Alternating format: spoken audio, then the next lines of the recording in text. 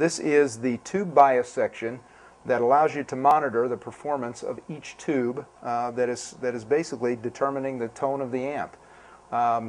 As you know, anybody that's used the tube amps, tubes are very fragile. Tubes can go bad at any time. Tube amp can sound great one day, it can sound poor the next, it can sound great in one room, poor in another room.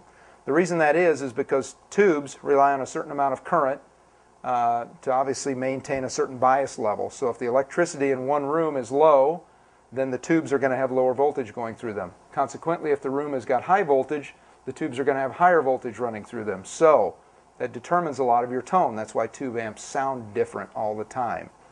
What this allows you to do is basically, if you've got a little digital multimeter, this is actually a nice one, but you can get these at Radio Shack or any small electronics shops. And it's just a digital voltmeter that needs to read millivolts DC. So I'm going to set that here. That is actually this control function on this. And you can actually see that each tube has its own little section, own little monitoring section here. If a tube, let's say a tube does go bad, first thing that's going to happen is the tube failure light's going to come on so you know which tube went bad. Very cool, because half the time you don't know. Sometimes the tube may still be lit. Secondly, you're going to have a fuse that's probably going to be taken out as well. If the tube does blow, the fuse is going to blow because it's going to protect your internal circuits. You don't want this bad tube catastrophically blowing and taking a circuit board out with it. So that's what the tube is for. Then you have a bias adjustment. I'm going to show you in just a minute. This will allow you to turn the bias up or down to make sure your amp has always got the appropriate current running through each tube. The common is a ground, and then each tube has a hot test point. You can see from tube 1, tube 2, 3, and 4.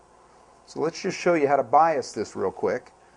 And we have artists and customers that do this every day. Different rooms they go to.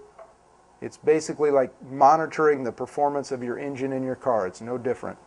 So I'm going to take the common ground, which is the ground or earth as known in other countries, and I'm going to go into the test point of tube 1. As you can see, that tube right now is set at about 40 millivolts DC. We typically set the tubes leaving the factory between 38 and 40. This is very good. This is rated for this type of tube that we're using right now. So this is actually very well biased tube right now. You can set it higher or lower. A lower would give you more of a browned out, kind of softer tone. A higher setting would give you more of a harder type of, a little bit more attack tone, a little more high end. We typically, I wouldn't sweep from a range of 28 to 48. Keep it in that range, but you can absolutely affect your tone by where your bias is set in the back. So if you want to play around with it, it's fine. Now a higher setting will shorten your tube life. Keep that in mind because you're going to burn the tubes a little hotter. So 40 is a perfect setting for pretty much any type of tone. So then all I would do to check the rest of the tubes is leave the common in there that stays. Go to tube 2. Wow, 39.5. Very close. As long as they're within a couple millivolts of each other, they're perfect. Then I would go to tube 3. 39.8. Whoever biased this did a pretty good job. Go to tube 4. 39.7. So all of them are reading pretty much a perfect bias at this point as far as what we recommend. Now let's say I want to adjust it. So I come over here to tube 1 and I just stuck in a new tube, or I want to check it. And this is reading, let's say this is reading 50 and I want to adjust it. Each tube has a bias adjustment little screwdriver slot. I take a little flathead screwdriver, and once I find the slot here,